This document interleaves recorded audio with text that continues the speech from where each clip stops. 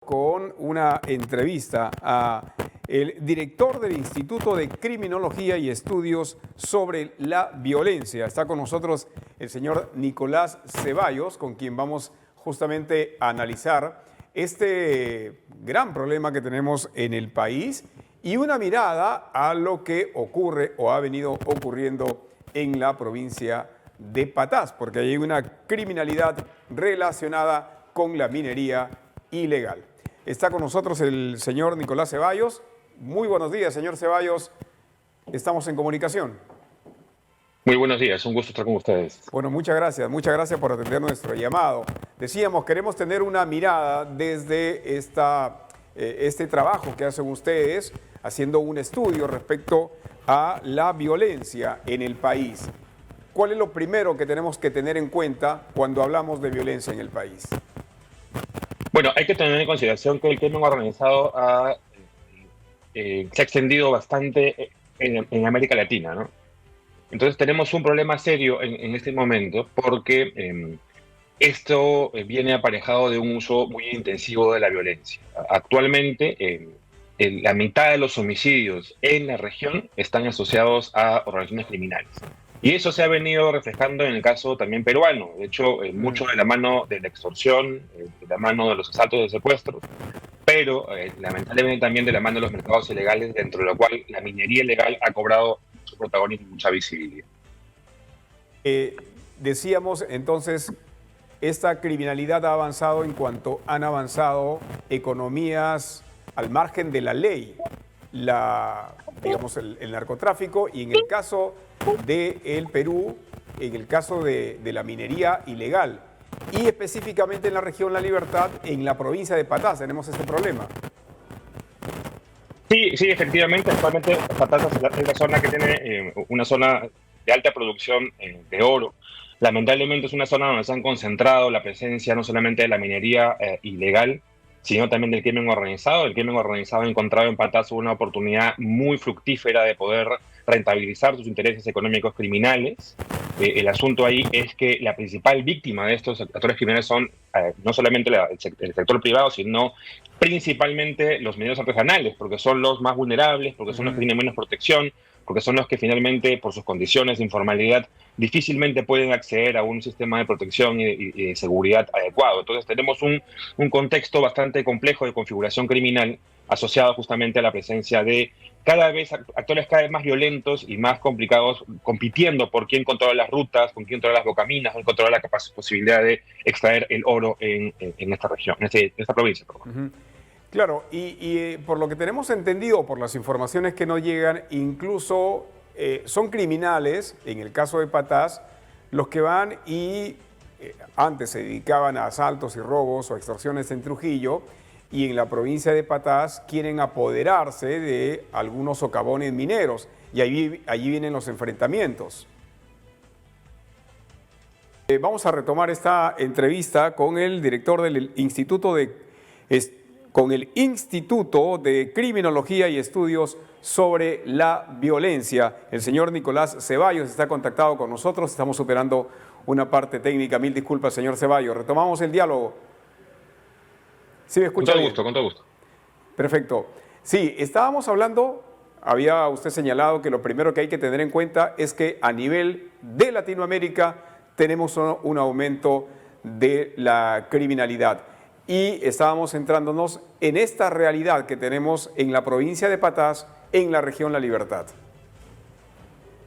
Sí, efectivamente, como lo mencionaba, tenemos un problema regional. Eso no podemos perderlo de vista. Y también tenemos que sumar a eso que nos encontramos ahora en un contexto muy dinámico para la minería asociada al oro. Los precios del oro a nivel global están por encima de los $3.000 por onza. Eso hace que el negocio sea muy atractivo. Y lo que no se debe perder de vista también en esa ruta es que el crimen organizado es finalmente un emprendimiento criminal. Tiene como objetivo generar rentabilidad, generar divisas, generar plata, generar ingresos.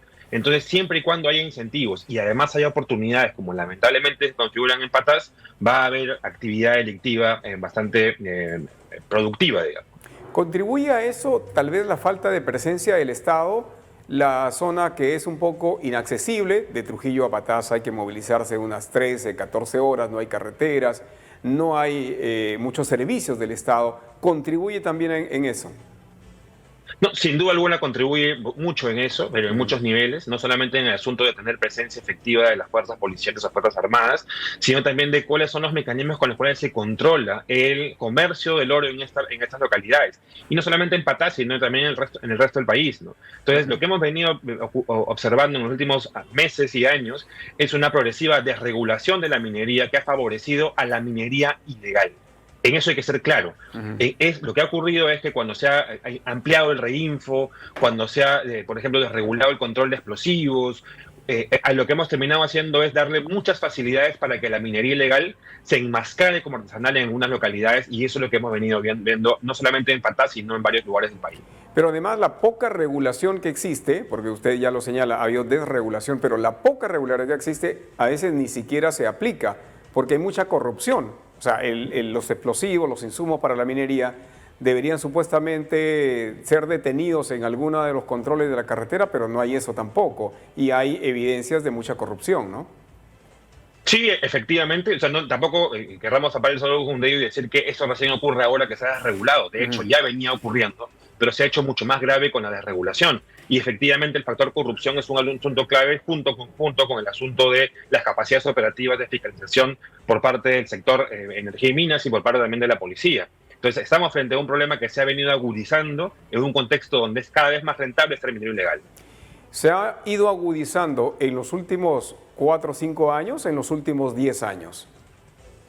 Se ha hecho mucho más visible y notorio en los últimos 4 o 5 años, pero como tú bien lo anticipas, este es un problema que tenemos ya hace más de una década, no solamente en Patás, sino en varias localidades. La minería ilegal no es una cosa nueva, es una cosa que ya viene ocurriendo hace buen tiempo. Y no solamente en Perú, sino en la región, o sea, en Colombia, en Brasil, en Ecuador, ya había evidencia de que esto ocurría. Y nuestro error, si me permites el término, es pensar que es un problema solamente del Perú. Hay que pensar esto en escala global para poder entender cuál es la magnitud del problema que estamos enfrentando. Y de hecho se habla que hay delincuentes de otros países o bandas organizadas de otros países que se han juntado o han hecho una especie de alianzas con criminales peruanos. Sí, efectivamente, y eso aparte de una idea muy sencilla. El oro que se produce legal y ilegalmente en el Perú no se consume en el Perú, se vende a través de algunas empresas según evidencias periodísticas asiáticas y termina finalmente en los mercados, grandes mercados globales. Entonces, tenemos que entender que la escala del problema es una escala global donde operadores regionales criminales como los que lamentablemente bandas organizadas ecuatorianas, brasileñas, colombianas han comenzado a tener protagonismo en la región para servir de pivote, digamos, para este comercio global. Entonces, tú en la frontera norte del Perú, en la zona, por ejemplo, de Condorcanqui, tienes una pugna muy seria, por ejemplo, en el ingreso de operadores criminales ecuatorianos a territorio peruano. Y eso es parte del problema que estamos enfrentando también. Claro, hay un enfrentamiento, justamente de eso había algo de información en la frontera entre bandas peruanas y bandas ecuatorianas, ¿no? Sí, efectivamente, y es una pugna nuevamente por un mineral que cada vez vale más. Entonces, mientras ese valor se mantenga y nosotros reduzcamos nuestra capacidad de vigilancia y de regulación, vamos a hacer un espacio de amplia oportunidad para la delincuencia organizada interesada en la minería ilegal. Y esa oportunidad parece que la encuentran cuando los mercados a los cuales se está exportando parece que no tienen muchas exigencias. Sí. Leía que Emiratos y Emiratos Árabes y otros países creo que son un poco exigentes para ver cuál es la procedencia del mineral. Sí, lo que la evidencia sugiere, y tú bien también mencionas, es que lo que ha entendido este mercado global es que exportar directamente a países europeos o a Estados Unidos es complicado porque hay muchas exigencias y muchas barreras. Pero lo que en esa ruta lo que se ha intentado hacer con mucha productividad es tener puntos de pivote en países asiáticos o de Medio Oriente que compran ese mineral y después lo venden lavándolo, mezclándolo con otro en otros mercados. Entonces, ese instrumento, ese mecanismo, esa estrategia viene siendo muy funcional para poder exportar el oro peruano y amazónico en general. Lamentablemente, ¿no? Ahora, ¿qué posibilidades o qué estrategias podrían recomendarse desde, teniendo en cuenta ya este estudio que ustedes nos entregan un poco, digamos, más claro, más preciso? Mira, hay varios niveles de intervención que son claves, ¿no? A nivel nacional, a nivel local, el trabajo tiene que ser muy intenso de investigación e inteligencia.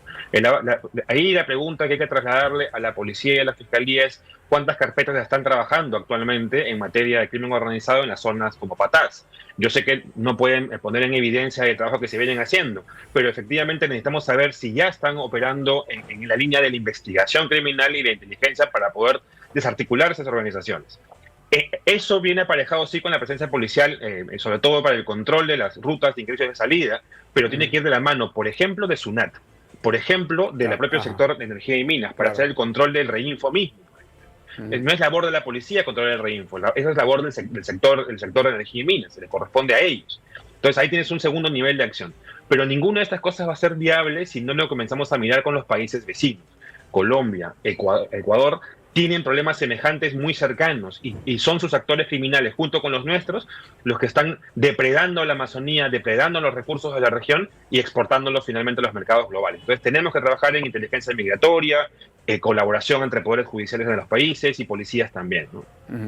Bueno, muchas gracias por esta importante y detallada información, un análisis con mirada desde justamente el estudio que ustedes realizan.